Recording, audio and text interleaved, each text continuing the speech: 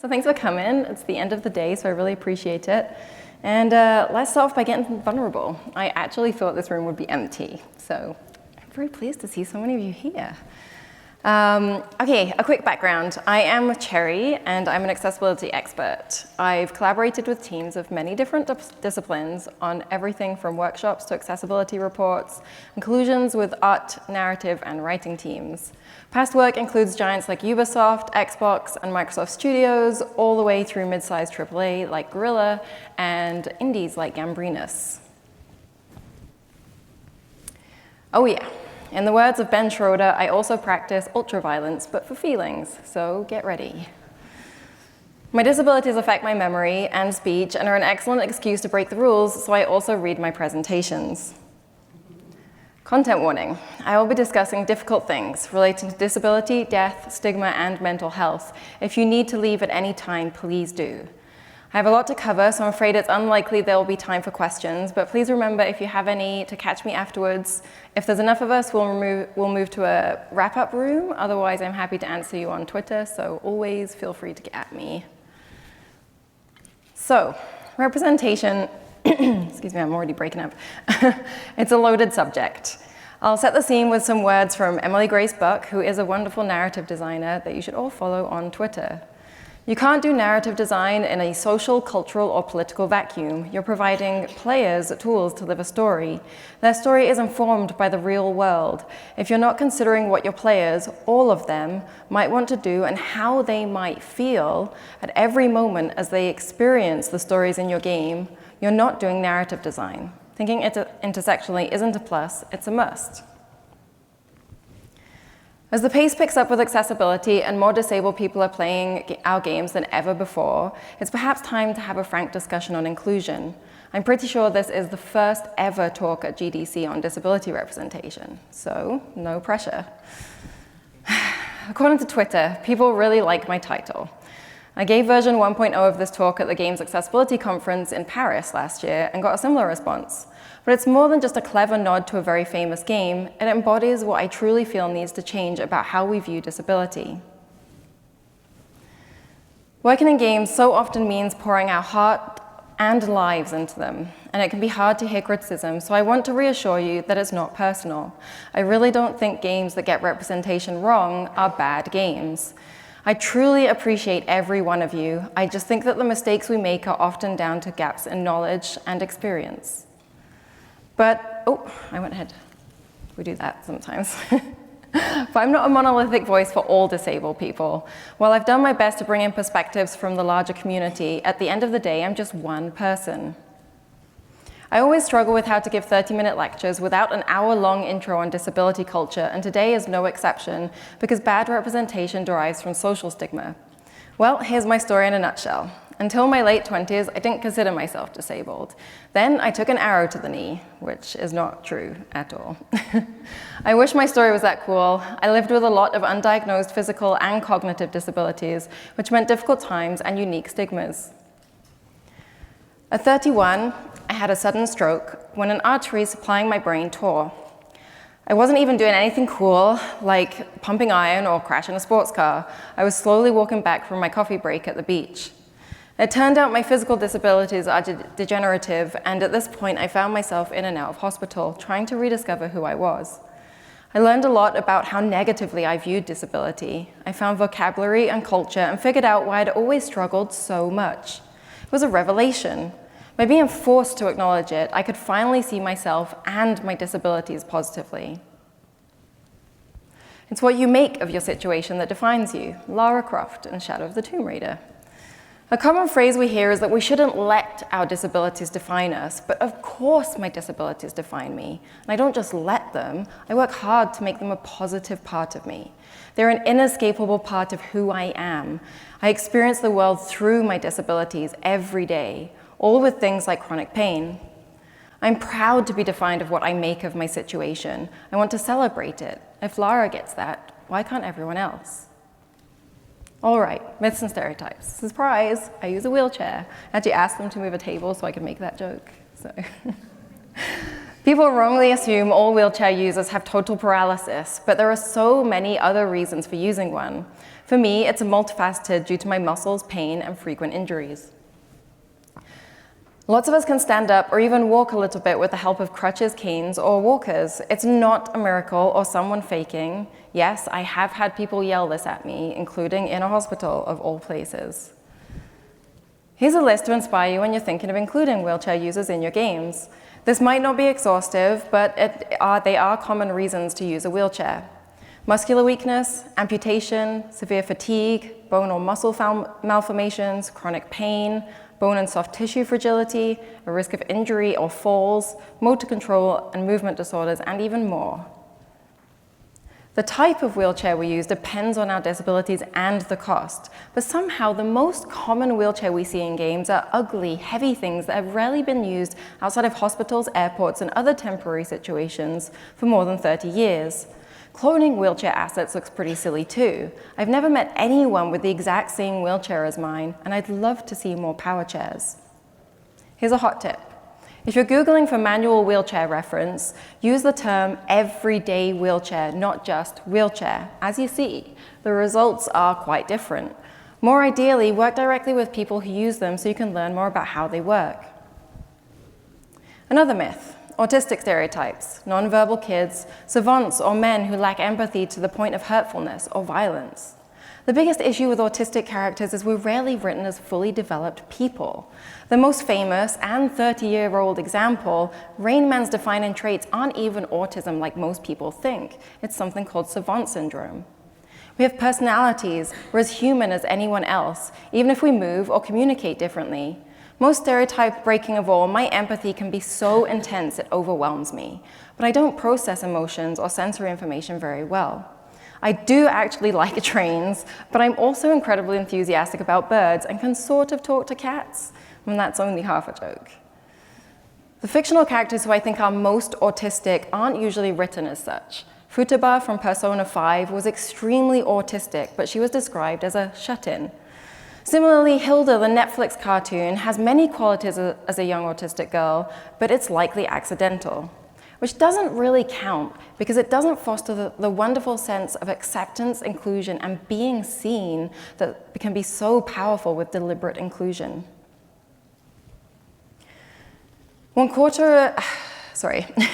Reflecting worldwide population statistics, recent studies are showing 1/4 to 30% of players identify as disabled, and that's a big chunk of the market. And games are massively important to the lives of disabled people. Time is too tight to go into too much detail on how, but on a personal level, video games saved my life.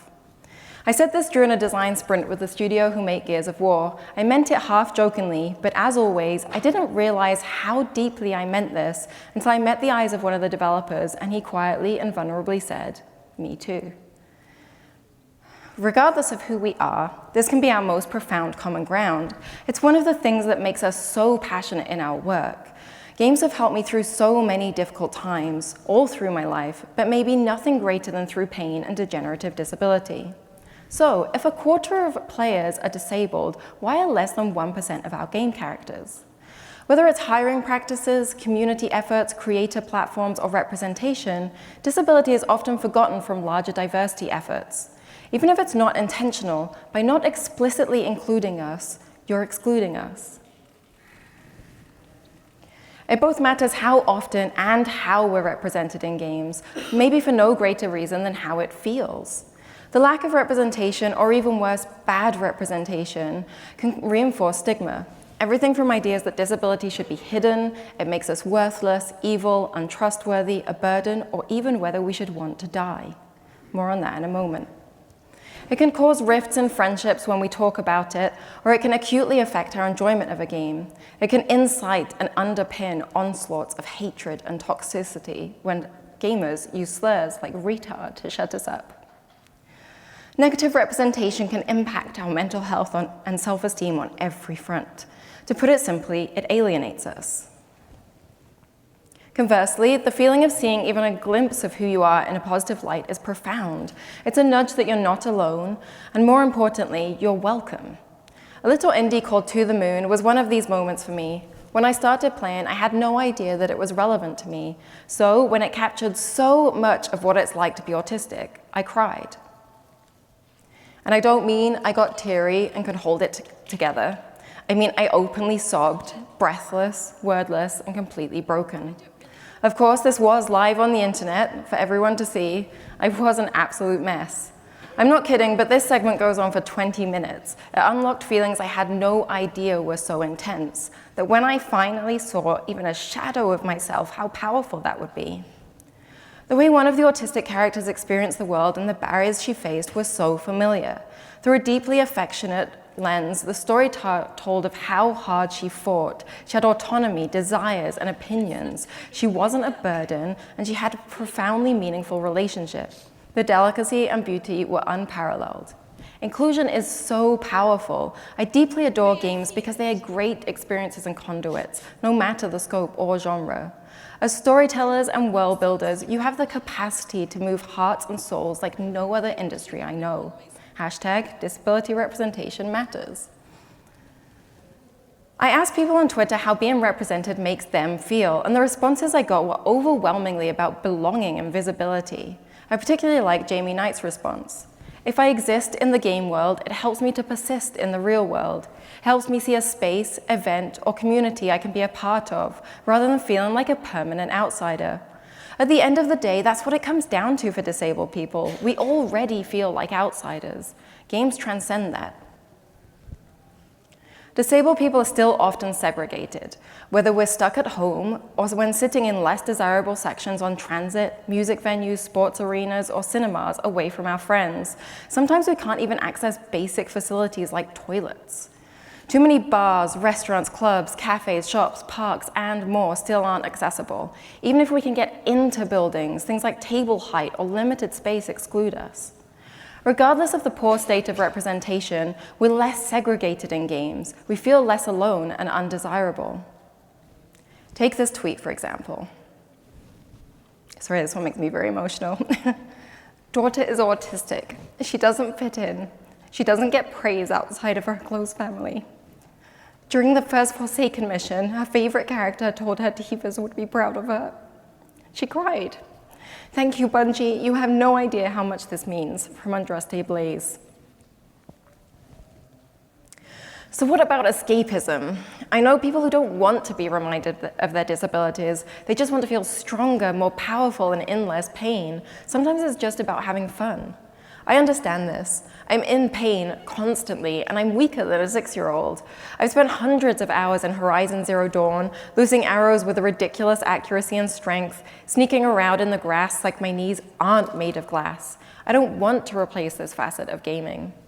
I believe that enjoying escapism or power fantasy doesn't mean that disability should be erased entirely, as it so often is. This quietly reinforces the idea that disability is wrong and that the ultimate goal for humanity is that we don't exist. Something we have to come to terms with as disabled people is that cures are extremely unlikely, especially given the vastness of disease and the complexity of some disabilities. I mean, we can't even cure the common cold or flu. Some don't want a cure. For example, I believe that to try and cure me of being autistic would erase me as a person. I also love my wheels, but I'd happily take a cure for my failing digestive system or never-ending pain. It's more complicated than you might think. Mad Max Fury Road was proof that disability and power fantasy can coexist. Furiosa was wicked powerful, not despite her need for a prosthetic, but because of it. It was so empowering to see her on the big screen. Even Mad Max himself has worn a leg brace since the very beginning of the franchise. That's me, wearing braces, trying to invoke my inner rogue, always. We have plenty of escapism, so there's really loads of room for improving representation. When we do see disability in games, it's mostly extremely negative. So, let's rip off this bandage. Here's what I call the trilogy of tropes.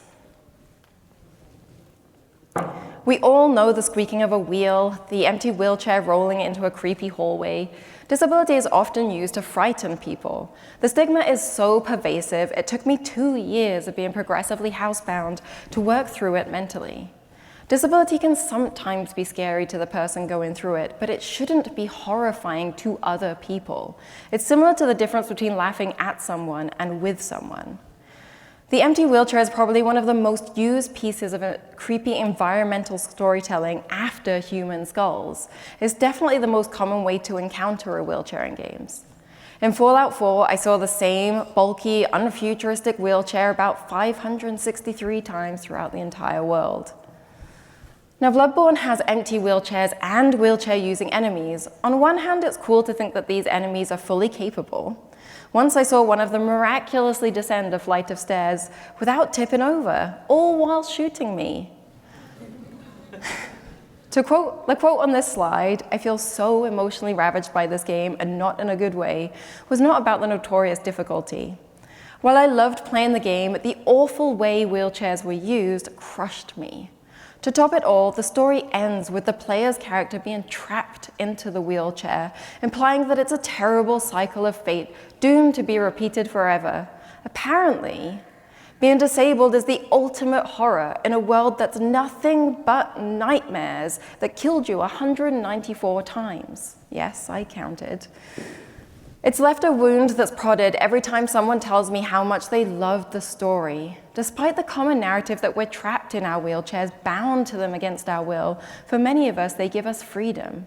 I adore my wheelchair. I've never felt as free and bloody cool as I do, zooming around 5 times faster than I've been able to move in 2 decades, and with a fraction of the pain.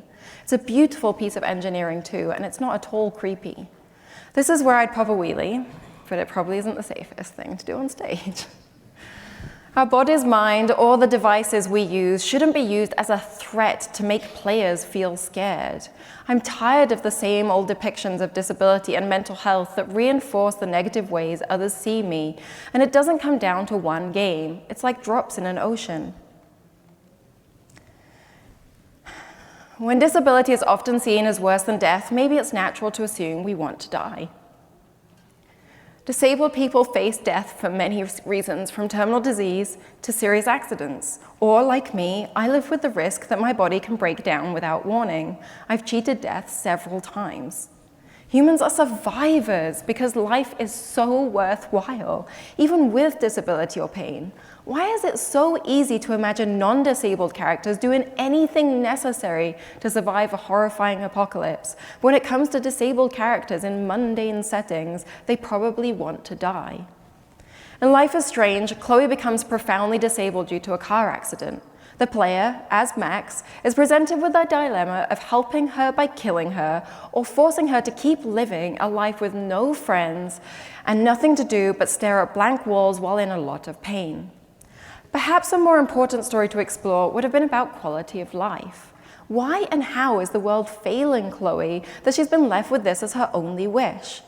And why is it seen as a moral gray area whether her best friend murders her or not? The difficulty is there's a dash of truth. But for me, the ethics of behind the way it's presented are all wrong. I have friends who have been in accidents like Chloe, and until they learn to adapt and achieve the quality of life they deserved, they did struggle with suicide. But it's a mental health and social issue. It's not the fundamental state of being disabled. It's heartbreaking. We're passing up truly interesting narratives in favor of overtly negative cliches that center stigma and fear. If only these stories would examine why we all have these fears as able-bodied people, like the systems that fail us, and end up with disabled characters being supported and finding new purpose. Detroit Become Human's disabled character Carl has a super cool wheelchair, which is actually something I've always wanted to see in games, but at the same time, it was totally inappropriate for him given his apparent inability to self-propel and reliance on being carted around by an android. No one I know enjoys or prefers to be pushed around by other people, so it made little sense. Additionally, since the motion capture was an able-bodied actor in a crappy wheelchair, I have seen the pictures, he also moved really weirdly. There were so many glaring errors, I took bets on which bad cliche he was going to be, the bitter, angry rich guy, or the kind but pitiable one. It was the latter. His character is largely a burden and two-dimensional. It was rooted in pity, and by focusing on how incapable he is, it broadcasts how compassionate his android carer must be, and therefore rouses empathy for the android. Spoiler, of course, he dies, which is the catalyst for the android's full sentience. These stories or characters really aren't about our inclusion. They're plot devices for motivating players into having bad feelings by exploiting stigma, fear, or imagined ideas of what it's like to be disabled. It might not be intentional, but it is self-reinforcing. Ultimately, when this is how you're used to seeing characters like you, it's sad and exhausting. This is where Hellblade: Senua's Sacrifice was surprisingly different. It felt so much less exploitative. I've spent a long time analyzing why a game that focused on psychosis felt mature and respectful. Ninja Theory didn't just work with doctors who diagnose and treat psychosis, they worked with people who have lived experience of it, actively working to correct assumptions. After all, they're the real experts in psychosis.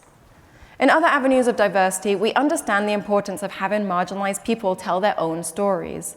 If not as part of the team directly, then via consultation and sensitivity checks. We should be speaking to disabled people. Hellblade was a piece of art, as evidenced by the awards it won, but it was more than that. I don't live with psychosis myself, but it spoke to me greatly. I've lived with anxiety, I have PTSD, and have episodes of dissociation, and most importantly, I've often felt an outsider, as Senua is. For me, they managed to transcend the tropes I associate with the thriller genre. Senua was powerful, tender, loving. The world was hard and cruel to her. She wasn't terrible, she wasn't pitiable, she's a survivor who feels grief, love, and most importantly, hope. It was empowering. The game never looked down on her. Senua also had a sight that meant she could solve puzzles and see hidden meanings. As an autistic person, this resonated, as I'm very good at quickly seeing patterns. Often, though, this kind of magical ability frustrates disabled people. Several deaf and blind people shared with me that this is their least favorite trope, the savant, such as in Perception and The Quiet Man. This is written in a variety of ways and usually poorly. For example, echolocation for sightless characters is ironically often shown visually to players. These cliches only reinforce misconceptions people have about deaf and blind people, as well as projecting the fact that these characters are broken and can only be capable with magical abilities. I think Hellblade dodged this because it wasn't replacing anything, and it wasn't fundamental to her existence. It was just like any other skill in an adventure game like God of War or Spider-Man. Again, it was empowering. I highly recommend watching the talk given at GDC last year by the team. Spoiler, they came to the great revelation that psychosis is just one of many ways to experience reality, i.e., we're all human, and disability is just normal human variation. More than anything, I'd love to see for disabled representation to be more casual. You really don't have to write about the disabilities. I see people beside themselves on social media whenever a character happens to be disabled in games like Overwatch because it's that rare. This is Angel Giuffria cosplaying as McCree. She's a one-handed actress that has a real bionic arm. #representation matters. I really enjoyed Shadow of the Tomb Raider, and I was shocked and excited when not one, but 3 NPCs were blind and disfigured. For all but one, there was no discussion of their disabilities. It was just who they were, and they were good people, and they didn't die. Back to my visit with the Gears of War team. There was discussion of representation and how that might look in a game with very physically fit characters. Now, I don't know for sure that it was my input, so I can't really take credit, but in the reveal trailer for Gears 5, we see one of the main characters, JD Phoenix, stop for a moment, wince in pain, and activate a futuristic prosthetic. Major chronic pain representation, just like that. The best place to start from is to realize that there are more subtle ways to show a character might have a disability. Main characters or not, side characters, bit characters, hell, we need to be seeing more disabled people in crowded street scenes, since that would just better reflect reality. So, start small. Braces on characters' wrists, elbows, shoulders, or knees, an indication that they have chronic pain. Young characters with canes, crutches, or wheelchairs, just make sure they're not antiquated or inappropriate. Make deaf or blind characters that aren't old people or savants. How about a character that communicates with a smartphone? Stop giving the disfigurements, limps, or limb differences to the evil characters. An important note, as with any other character, disabled people are as diverse as all of humanity. We're not just white men. We need to see more disabled people of color, women, LGBTQ+ characters. Someone could be all of these. I have multiple disabilities, I'm bisexual, non-binary, and an adventurer. At this point, you might be thinking, screw it, I'm going to make a game about cats because cats are easy. Well, hold it right there, because this is my one-eyed boy, Odin, and he's here to tell you that you don't get off that easy. The missing eye. So what's this about villains? Evil characters are almost always crazy, disfigured, or disabled. Even when it's player choice to be evil, as in Mass Effect or Fable, you become disfigured and scarred. Deus Ex was ripe for exploring disability and what transhumanism might mean for us. But like most cyberpunk narratives, no disabled people or accessible streets are to be seen anywhere. I live with implants that make me an actual cyborg. There's a lot of people creating these futuristic worlds without exploring the kind of devices disabled people live with here and now. I use wheels. I get nutrition by IV and have a port that goes directly to my stomach. They're not a choice. They keep me alive and autonomous. They have potentially life-threatening malfunctions. I love the character design in Deus Ex. Look at that. That's absolutely what I want my disability representation to look like. It's one of my absolute favorite IPs. But Hugh Darrow is the villain in Deus Ex Human Revolution. He's genetically incompatible with the technology he invented, augmentations, and unable to cure his own disabilities, he became hellbent on destroying augmented people. It came so close. Genetic incompatibility is quite realistic. I frequently think about the fact that if I were to need prosthetics, they wouldn't be an option for me because I'm too fragile. But why does that lead to Darrow becoming bitter, hateful, and instrumental in augmented people's persecution? This is bigotry, and disability doesn't make us bigots. Of course, he also dies. Spider-Man on the PS4 was another recent example. Dr. Otto Octavius became evil in part because of his disabilities, even though he had altruistic origins. The only real depictions of disability in the game were through the lens of devastating disease and cure. Now, I don't want to make the claim that disabled people can't ever be bad, but too often, disability is only a signpost or catalyst for evilness. If we saw disability applied more positively in the world building, these games would have come off much better. Perhaps we haven't earned the right to make the bad guys and enemies disabled until we're more deliberate in inclusion. And here's a shocking idea. Maybe have even more than one example of disability in order to mitigate cliches. When you only have a single representation in a fictional world, they'll by design be a stereotype. And since, as I say, a quarter of the world is disabled, it just also makes more sense. Now, Overcooked is a fun series. One of the playable characters, a raccoon, is a wheelchair user. I love it so much. We don't know why he uses a wheelchair, and we don't really need to. Of course, this requires making the levels accessible, but that should be happening more anyway. There's nothing weirder than playing a game and noting the city I'm walking around in doesn't have a single disabled person, a dropped curb, or that there's stairs everywhere. Where did we all go? Now, Night in the Woods was a cult favorite. This is partly because the whimsical story and characters really had a lot to identify with. It had excellent LGBTQ+ representation and surprisingly good mentions of sleep issues, mental health, and movements like flapping. There was no physical disability, but many of us appreciate the affectionate nods to mental health and neurodiversity.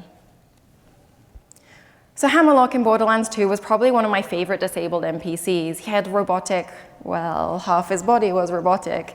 He was so funny and as wholesome as it gets in the Borderland universe. Half his quests were ridiculous escapades of revenge on the creatures that took his body parts. Mass Effect is a difficult one to celebrate because it had one of the most horrific depictions of an autistic character that I may have ever seen. He was tortured. But it also had one of the best physically disabled characters. Joker was the Normandy star pilot. It's a shame he wasn't a main party character, but he was extremely capable and damn hilarious. His disability was brittle bone disease, which, incidentally, is a sister disease to mine, and so I saw a lot of myself in the Joker. He made fun of his own disabilities and the crew's awkwardness about it in a very endearing and realistic way. The crew highly respected Joker, and Shepard even risked her life to save him. Yes, sorry, Shepard will always be a woman to me. I actually photoshopped that because I could only find one with male Shep in it, so. Finally, Moss was the first character that used sign language in a game. Since I'm not deaf, here's what Susan, who recently passed away, had to say on Twitter. Seeing Moss use ASL brought me to tears. Seeing the language I've used my entire life finally be put in a game as a mechanic and not a plot device for some victim, it was just incredible. So I'm really not saying never explore disability as a main story arc, because if done without assumptions and the right lens, it can be pretty powerful.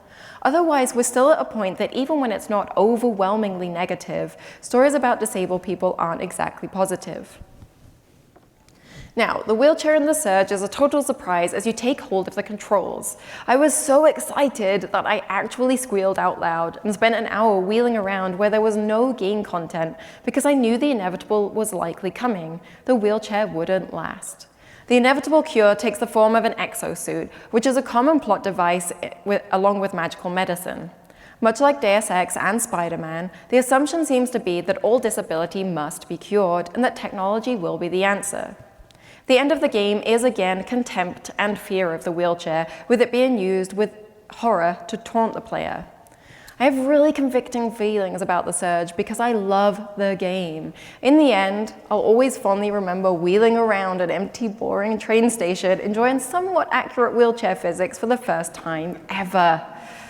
Although, they did forget the cushion in the seat. Let's just move toward telling disabled stories in more positive and respectful ways with less sad stereotypes. Okay, let's do a quick summary with some takeaways. Please do include disability in your characters, crowds, and worlds. Include disability and diversity efforts. Portray disability positively. Make disabled characters diverse. Include disability and mental health. And consult disabled people. But please don't make assumptions, exploit disability as a tool for negative emotions, erase disability entirely, and please stop making the villains disabled. TV Tropes is an excellent resource to acquaint yourself with common mistakes on representation across the board. I meant to put the link in there, I just remembered I did not. Or did I? Oh, I did. tvtropes.org, thank God. A footnote. Language is hard, and especially since there are cultural differences between countries and even among individuals. For example, do we say disabled person or person with disability? I prefer disabled person, as do most of my friends, so the short of it is, it's not rude to ask, so please don't be afraid to. In fact, questions are so much more appreciated than using terrible euphemisms like differently abled. Final footnote.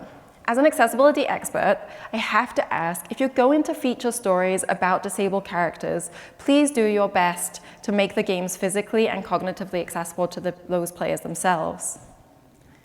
So it's dangerous to go alone. Take us. If you involve disabled people in your process, as early as possible, you'll be less likely to fall into the common traps. Whether actively hiring more disabled people on your team or bringing in consultants, ultimately, we're the experts of what it's like to live with disability. Assumptions are naturally informed by stigma, and imagined ideas of living with any aspect of the human condition can never be accurate because it's really quite different when you live it every day, adapting, surviving, and thriving. Grab my details, but I also encourage you to look for more perspectives. I could put you in touch with my community or utilize your own. Please also value people's time and expertise appropriately. I truly believe that positive disability representation can begin to heal trauma and stigma, and it doesn't need to be an explicit message.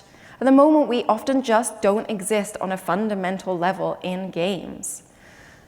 A less direct approach can reach greater audiences than we take a giant hammer with change written on it in huge letters. Games are just so powerful because they penetrate people's lives, no matter the genre, platform, or how serious they are. I adore this industry to my very core. I admire and appreciate all of you that work so hard to make games inclusive. I fully recognize that in order to get better, we need to make mistakes. As always, I hope I haven't been too unkind and I'm leaving you with some practical ideas and a spark of inspiration for moving forward. The magic of representation happens when all our various disciplines work together, and it's just part of our culture. Remember, 1/4 of the world are disabled, including people of all genders, races, cultures, sexualities, backgrounds, and games are profoundly important in so many disabled people's lives. And finally, Please don't forget, I took an arrow to the knee and I'm still an adventurer. Well, that was pretty traumatic. But such is the life of an adventurer.